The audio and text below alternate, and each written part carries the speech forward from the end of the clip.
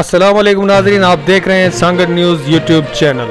नाजरीन, खिपरों से अगवा होने वाला हिंदू ताजिर बाजियाब। एसएसपी सांगड़ की हंगामी प्रेस कॉन्फ्रेंस। पुलिस के मुसलसल प्रेशर से खौफजदा अगवाकारों ने आज़ाद किया एसएसपी सांगड़। खिपरों से फरीद मुगल के मुताबिक 14 रोज कबल जरी जमीन पर जाते हुए अगवा होने वाले हिंदू ताजिर गुलाब राय आज सुबह ड्रामाई अंदाज में खिपरों के करीबी इलाके लाल खान शाख से बाजियाब हो गया, जिस पर एसएसपी सांगड़ ज़िशान सदीकी ने मगवी के हमरा खिपरो पुलिस स्टेशन पर हंगामी प्रेस कॉन्फ्रेंस करते हुए कहा, खिपरो पुलिस के लिए हाई प्रोफाइल केस का इख्तिताम पुलिस की कारकर्दगी का मुंह बोलता सबूत है।